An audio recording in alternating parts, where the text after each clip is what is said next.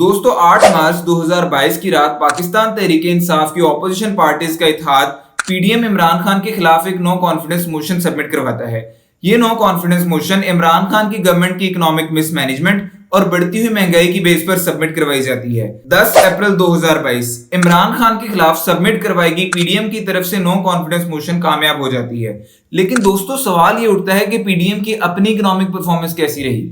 आइए इस वीडियो में जानने की कोशिश करते हैं। लेकिन ये वीडियो पीडीएम की सिर्फ इकोनॉमिक परफॉर्मेंस तक लिमिटेड नहीं रहेगी, बल्कि 10 पॉइंट्स की बेस पर पीडीएम की 1 साल 4 माह का कंप्लीट एनालिसिस प्रोवाइड करेगी। दोस्तों अगर बात इकोनॉमिक परफॉर्मेंस की बेस पर ही स्टार्ट की जाए तो पीडीएम गवर्नमेंट इकोनॉमिक एस्पेक्ट में एक कंप्लीट फेलियर है और उसकी वजह यह है कि इमरान खान के दौर में इन्फ्लेशन सिर्फ 12% थी, जबकि पीडीएम के दौर में इन्फ्लेशन ऑलमोस्ट 40% तक रीच कर गई। इमरान खान के दौर में फॉरेन रिजर्व्स $10.9 बिलियन थे, जो कि पीडीएम के दौर में बेल आउट पैकेज मिलने से पहले सिर्फ $3 बिलियन तक रह गए थे और हालात पाकिस्तान की डिफॉल्ट होने तक पहुंच गए थे। डॉलर 170 रुपए का मिला था, जो कि अभी 300 के करीब है। पेट्रोल 149 रुपए पर लीटर था, जो कि पीडीएम गवर्नमेंट के जाते वक्त 273 रुपए पर लीटर था और अभी 291 तक पहुंच चुका है। इलेक्ट्रिसिटी बिल्स ऑलमोस्ट ट्रिपल हो चुके हैं। दोस्तों 2022 से लेकर 2023 तक इकोनॉमिक परफॉर्मेंस को पीडीएम ने 5% टारगेट किया था, जबकि ये सिर्फ 0.3% का टारगेट रीच कर सके। इंडस्ट्रियल प्रोग्रेस का टारगेट 5.9% था, लेकिन वो भी सिर्फ 2.9% तक ही पहुंच सका। और ऐसे इंडिकेटर्स की एक लंबी लिस्ट बनाई जा सकती है जिनके अंदर पीडीएम की परफॉर्मेंस इंतहाई खराब रही है। सिर्फ एक एप्रिशिएटेबल साइन पीडीएम की गवर्नमेंट के दौर में देखने को मिला, वो करंट अकाउंट डेफिसिट में 90% डिक्लाइन था। दोस्तों करंट अकाउंट डेफिसिट एक कंट्री की इंपोर्ट्स और एक्सपोर्ट्स का डिफरेंस होता है। मिसाल के तौर पर अगर एक कंट्री ने 100 रुपए की चीजें इंपोर्ट की और 60 रुपए की चीजें एक्सपोर्ट की, तो आपका करंट अकाउंट डेफिसिट 40 रुपए होगा या 40% होगा। दोस्तों करंट अकाउंट डेफिसिट जितना कम होता है उतनी ही इकोनॉमी स्ट्रांग होती है। ऑल्दो पाकिस्तान को करंट अकाउंट डेफिसिट कम करने के इंस्टेंटली तो कुछ फायदे मिले, लेकिन लॉन्ग टर्म में फिर पाकिस्तान को इसका भी नुकसान ही उठाना पड़ा। और वो इसलिए क्योंकि गवर्नमेंट ने उन चीजों के इंपोर्ट पर पाबंदी लगा दी जो इंडस्ट्री चलाने के लिए जरूरी थी। नतीजा ये निकला कि मुल्क के अंदर इंडस्ट्री बंद होना स्टार्ट हो गई। इस कदर इकोनॉमिक क्राइसिस आने के बावजूद अगर पीडीएम गवर्नमेंट से इस बारे में क्वेश्चन किया जाए तो वो प्राउडली कहते हैं कि हमने पाकिस्तान को डिफॉल्ट होने से बचा लिया। हालांकि पीडीएम गवर्नमेंट आने से पहले दुनिया के किसी भी न्यूज़पेपर में ये बात तक पब्लिश नहीं हुई थी कि पाकिस्तान को डिफॉल्ट होने के चांसेस भी हैं। इसके अलावा दूसरी रीजन जो पीडीएम गवर्नमेंट देती है इकोनॉमिक क्राइसिस की, वो पीटीआई गवर्नमेंट का आईएमएफ एग्रीमेंट से बैक स्टेप करना था। लेकिन पीडीएम गवर्नमेंट आने के बाद फ्यूल प्राइसेस ऑलमोस्ट 1.5 मंथ बाद बढ़ाई गई। यानी अगर पीटीआई गवर्नमेंट आईएमएफ एग्रीमेंट से ऑलरेडी बैक स्टेप कर चुकी है तो पीडीएम गवर्नमेंट को आते साथ ही फ्यूल प्राइसेस बढ़ा देनी चाहिए थी, लेकिन उस वक्त ऐसा कोई स्टेप नहीं लिया गया। जो एविडेंस है इस चीज का कि पाकिस्तान में करंट इकोनॉमिक क्राइसिस की एक बहुत मेजर रीजन पीडीएम गवर्नमेंट की फॉल्टी और डिलेड इकोनॉमिक पॉलिसीज हैं। कॉन्स्टिट्यूशनल क्राइसिस यानी आईनी बहरान, पीडीएम गवर्नमेंट के टेन्योर में पाकिस्तान की तारीख का सबसे बड़ा आईनी बहरान देखने को मिला। दोस्तों पाकिस्तान के कॉन्स्टिट्यूशन के आर्टिकल 224 के मुताबिक अगर नेशनल असेंबली या प्रोविजनल असेंबली डिसॉल्व होती है तो वहां पे 90 डेज के अंदर इलेक्शन कंडक्ट करवाना होते हैं। लेकिन 18 जनवरी 2023 को केपीके और पंजाब की असेंबलीज डिसॉल्व कर दी जाती है, लेकिन अभी तक दोनों सूबों में इलेक्शंस नहीं करवाए गए। पॉलिटिकल एनालिस्ट के मुताबिक ये इलेक्शंस ना करवाने की वजह पाकिस्तान में पीडीएम पार्टीज की गिरती हुई मकबूलियत है। इसके अलावा पूरे पाकिस्तान में होने वाले इलेक्शंस कंडक्ट होने के चांसेस भी बहुत वेग हैं।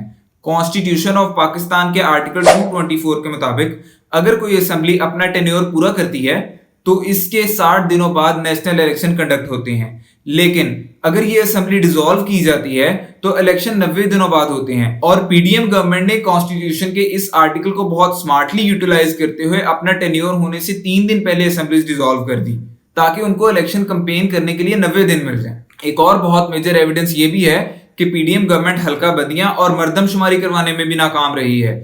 पॉलिटिकल एनालिस्ट के मुताबिक ये भी पीडीएम के इलेक्शन डिलेइंग टेक्निक्स का एक हिस्सा है, क्योंकि अपकमिंग इलेक्शंस में सर्वेज के मुताबिक पीडीएम पार्टीज की पॉलिटिकल पोजीशन बहुत वीक है। कॉन्स्टिट्यूशनल क्राइसिस की एक और बहुत मेजर एग्जांपल, पीडीएम गवर्नमेंट ने आखिरी 4 दिनों के अंदर 54 बिल्स पास किए, जो फास्टेस्ट लेजिस्लेशन का एक रिकॉर्ड है। असेंबली मेंबर्स के मुताबिक ये बिल्स बगैर पढ़े पास किए जा रहे हैं। कुछ सरकारी मेंबरान को इसके बारे में इल्म नहीं है कि वो किस बिल पर दस्तखत कर रहे हैं और किसको सपोर्ट कर रहे हैं, किसको पास करवा रहे हैं। यानी जिन लोगों को अवाम ने इलेक्ट करके भेजा है लेजिस्लेशन के लिए, उनको पता ही नहीं है कि किस चीज पर लेजिस्लेशन हो रही है, वो क्या कानून बना रहे हैं या वो किस चीज पर साइन कर रहे हैं। दोस्तों, इन पॉइंट्स के अंदर पॉइंट नंबर 3 बहुत इंटरेस्टिंग है। जिन लोगों को नहीं पता उनके लिए शॉकिंग होगा कि इस गवर्नमेंट की टेक्निकली कोई ऑपोजिशन ही नहीं थी, यानी यहाँ गवर्नमेंट के अपने ही अपॉइंटेड लोग ऑपोजिशन का रोल प्ले कर रहे थे और पीडीएम गवर्नमेंट के अपने मिनिस्टर्स और पाकिस्तान के ex prime minister Khaqan Abbasi के मुताबिक ये पाकिस्तान की हिस्ट्री की सबसे बदतरीन असेंबली थी। इस चीज का अंदाजा आप इस फैक्ट से लगा सकते हैं कि जब पीडीएम ही के ex finance minister Miftah Ismail ने अपने आने वाले फाइनेंस मिनिस्टर इसहाक डार की फाइनेंशियल पॉलिसीज को क्रिटिसाइज किया, तो प्राइम मिनिस्टर शहबाज शरीफ ने इस्माइल को ही पार्टी से निकाल दिया। ये मिफ्ता इस्माइल साहब जैसे छोटे मोटे पीएचडीज या ये इस तरह के लोग जो थोड़े से पढ़ लिख के इसहाक, जिनमें इतना अल्लाह ने गुरूर भर दिया कि वो इसहाक डार को चैलेंज कर सकें, इनको तो मुल्क से निकाल देना चाहिए, पाकिस्तान के सारे मसले ठीक हो जाएंगे। यानी ऑपोजिशन तो ऑलरेडी मौजूद नहीं है, लेकिन पार्टी के अंदर भी सरकार को क्रिटिसाइज करने का राइट किसी के पास मौजूद नहीं है। नहीं, ये कोरिया की बात नहीं हो रही, ये पाकिस्तान की बात हो रही है। बैड गवर्नेंस एक और बहुत मेजर डिजास्टर। इसकी एग्जाम्पल इस तरह से समझी जा सकती है कि पाकिस्तान में आटे की डिस्ट्रीब्यूशन के दौरान ऑलमोस्ट 23 लोगों की मौत हुई। इसी तरह ह्यूमन राइट वायलेशंस लगातार होती रही, जिसमें इन्फोर्स्ड डिसअपीयरेंस, टॉर्चर और पीसफुल प्रोटेस्टर्स के खिलाफ क्रैकडाउन शामिल है। और इन सब वायलेशंस के एविडेंसेस हमें इंटरनेशनल न्यूज़पेपर्स के अंदर मिलते हैं। क्राइम रेट इतना इंक्रीज हो गया है कि सिर्फ लाहौर के अंदर 2022 से 2023 के दरमियान 19,500 मुकदमा दर्ज हुए हैं, क्योंकि गवर्नमेंट का सिंगल फोकस सिर्फ इमरान खान और उनके एलाइज को पकड़ना था। और लास्टली पॉलिटिकल विक्टिमाइजेशन। पाकिस्तान के एक्स प्राइम मिनिस्टर और दुनिया की 10वीं बड़ी पॉलिटिकल पार्टी के लीडर इमरान खान के खिलाफ इस वक्त ऑलमोस्ट 170 केसेस चल रहे हैं, जिनके मुताबिक इमरान खान टेररिज्म जैसे जुर्म के भी मुर्तकिब हैं। और इन्हीं केसेस में से 2 केसेस की वजह से वो जेल भी जा चुके हैं और स्टिल जेल में हैं। और अगर आप ये जानना चाहते हैं कि इमरान खान जेल में क्यों हैं और उनके खिलाफ तोशाखाना केस क्या है, तो आप मेरी ये वीडियो देखकर इस केस को डिटेल में समझ सकते हैं। आइए अब टॉपिक पे वापस आते हैं। पॉलिटिकल विक्टिमाइजेशन की वजह से पॉलिटिकल ओपोनेंट्स या तो मुल्क छोड़कर जा चुके हैं या फिर एक गेस्टिमेटेड डाटा के मुताबिक पीटीआई के ऑलमोस्ट 10,000 पॉलिटिकल वर्कर्स जेल में हैं। और जो जेल में भी नहीं है और जिन्होंने मुल्क भी नहीं छोड़ा, उन्होंने पीटीआई छोड़ने का ऐलान कर दिया है। दोस्तों, ये पॉइंट बहुत इंटरेस्टिंग है। पीडीएम गवर्नमेंट की बड़ी लीडरशिप के खिलाफ ऑलमोस्ट सारे केसेस खत्म हो चुके हैं। 8 अक्टूबर 2022 एक्स प्राइम मिनिस्टर शहबाज शरीफ को 16 मिलियन के मनी लॉन्ड्रिंग केस के अंदर एफआईए की तरफ से क्लीन चिट मिल जाती है। 21 जनवरी 2023 एक्स प्राइम मिनिस्टर शहबाज शरीफ के बेटे सलमान शहबाज को भी मनी लॉन्ड्रिंग केस के अंदर एफआईए की तरफ से इनोसेंट डिक्लेयर कर दिया जाता है। 24 जून 2023 नवाज शरीफ को प्लॉट अलॉटमेंट केस के अंदर बरी कर दिया जाता है। 10 दिसंबर 2022 राना सनाउल्लाह को नारकोटिक्स केस के अंदर बरी कर दिया जाता है। 29 सितंबर 2022 पीएमएलएन लीडर मरियम नवाज को एवन फील्ड करप्शन केस के अंदर क्लीन चिट मिल जाती है। और इस तरह के केसेस की एक लंबी लिस्ट बनाई जा सकती है, जिसके अंदर पीडीएम लीडरशिप ने अपने खिलाफ ऑलमोस्ट सारे केसेस खत्म कर लिए। दोस्तों, ये केसेस बताने का मकसद ये प्रूव करना नहीं है कि ये सब क्रिमिनल्स हैं, क्योंकि पाकिस्तान के अंदर पॉलिटिकल विक्टिमाइजेशन एक बहुत मेजर रियलिटी है। लेकिन पूरी पीडीएम लीडरशिप के खिलाफ जाने से पहले सारे केसेस के अंदर क्लीन चिट मिलना एक बहुत फुल ऑफ होल सिचुएशन है, जबकि इनमें से कुछ केसेस के अंदर ऑफेंडर्स जेल जाने वाले थे। लेकिन कहानी यहाँ खत्म नहीं होती। पीडीएम गवर्नमेंट फ्यूचर में होने वाले करप्शन केसेस का भी बंदोबस्त करके गई है। नैब लॉज के अंदर कुछ ऐसी अमेंडमेंट्स की गई हैं जिनके थ्रू नेशनल अकाउंटेबिलिटी ब्यूरो के बहुत सारे इख्तियारात वापस ले लिए गए हैं। फॉर एग्जाम्पल, अगर किसी बंदे ने एसेट्स बिल्ड किए हैं तो उसके खिलाफ नैब कार्रवाई नहीं कर सकती। इसी तरह फॉरेन एविडेंसेस को नैब के अंदर प्रेजेंट नहीं किया जा सकता, जैसे कि कतरी खत। साथ ही जो company security and exchange commission of Pakistan या किसी दूसरे अदारे में रजिस्टर्ड हैं, नैब उनके खिलाफ भी एक्शन नहीं ले सकता। और सबसे मेजर बात, डेवलपमेंट प्रोजेक्ट्स में किए जाने वाली फाइनेंशियल इरेगुलरिटीज को नैब ज्यूरिसडिक्शन से ही निकाल दिया गया है। यानी अब डेवलपमेंट प्रोजेक्ट्स के दौरान किए जाने वाले फाइनेंशियल घपलों की मॉनिटरिंग ऑलमोस्ट बंद हो गई है। और सबसे ज्यादा फाइनेंशियल करप्शन इसी सेक्टर के अंदर होती है।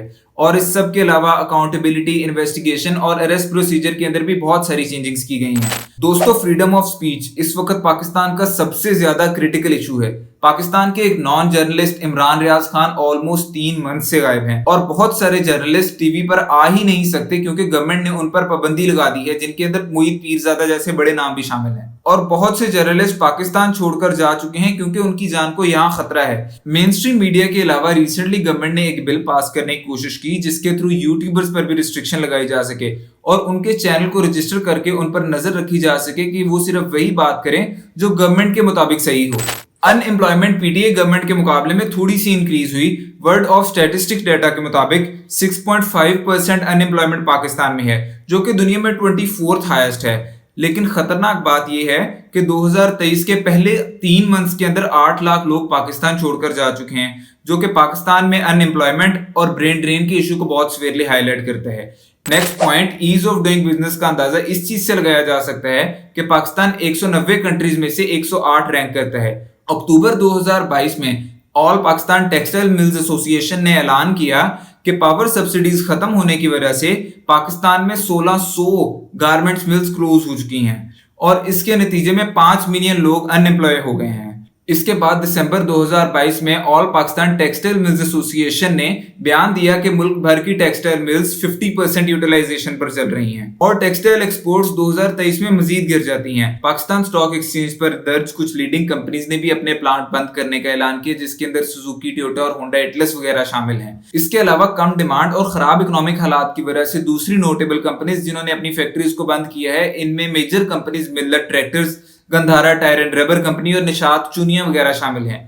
इंफ्रास्ट्रक्चर के पर्सपेक्टिव में कोई मेजर डेवलपमेंट देखने को नहीं मिली, लेकिन गवर्नमेंट की एग्जीक्यूटिव कमेटी और नेशनल इकोनॉमिक काउंसिल ने करीब 110 बिलियन के डेवलपमेंट प्रोजेक्ट्स अप्रूव किए और सीपैक रेल लिंक और ML1 में भी चाइना ने कमिटमेंट शो की, लेकिन अभी तक इन्वेस्टमेंट पाकिस्तान नहीं पहुंची। फॉरेन रिलेशंस की अगर बात कर ली जाए तो पाकिस्तान के फॉरेन रिलेशंस चाइना के साथ व्यूली इंप्रूव नजर आते हैं। इसके एग्जांपल्स चाइनीज फॉरेन मिनिस्टर का रिसेंट विजिट और सीपैक रेल लिंक के अंदर चाइना के इन्वेस्टमेंट कमिटमेंट है। दूसरे नंबर पर रशिया के साथ ऑयल डील क्रैक होना भी इस चीज की तरफ इशारा करते हैं कि पाकिस्तान के रशिया के साथ भी रिलेशंस इंप्रूव हुए हैं और एक्सपेक्टेडली फ्यूचर में मजीद इंप्रूव हो सकते हैं। इसके अलावा यूएसए के साथ रिलेशंस ऑलमोस्ट सेम ही रहे और कोई मेजर डेवलपमेंट देखने को नहीं मिली क्योंकि बाइडन और शहबाज शरीफ ने पूरे टेन्योर में एक दूसरे से बात भी नहीं की। लास्टली इंडिया के साथ अगर रिलेशंस की बात की जाए तो पाकिस्तान और इंडिया के रिलेशंस एशिया कप और वर्ल्ड कप को लेके कुछ इंटेंस चल रहे हैं। एजुकेशन, जेंडर इक्वालिटी और क्लाइमेट चेंज पर भी कोई सिग्निफिकेंट स्टेप नहीं लिया गया, although prime minister laptop scheme को दोबारा रिवाइव कर दिया गया है। फ्लड रिलीफ के लिए पाकिस्तान ने ऑलमोस्ट 9.7 बिलियन की एड सिक्योर की, लेकिन ऑन ग्राउंड उसके अंदर भी कुछ मेजर डेवलपमेंट्स देखने को नहीं मिली। थैंकफुली प्राइम मिनिस्टर शहबाज शरीफ ने पाकिस्तान को एक फ्यूचर प्लान प्रोवाइड किया है। नौजवान नस्ल को हमें उसके लिए तैयार करना होगा, उसको वो इल्म मुहैया करना होगा जिसके लिए दुबई, रियाद, जद्दा और कतर और कुवैत में उनको हाथों हाथ उनको जॉब्स मिले और वो अरबों डॉलर। तो दोस्तों, ये था पाकिस्तान के एक्स प्राइम मिनिस्टर शहबाज शरीफ का फ्यूचर प्लान कि हम लोगों को ऐसी तालीम देंगे कि वो मिडिल ईस्ट में जाकर फॉरेन नौकरियां हासिल कर लेंगे और रेमिटेंसेस से बनेगा पाकिस्तान नेक्स्ट सुपर पावर।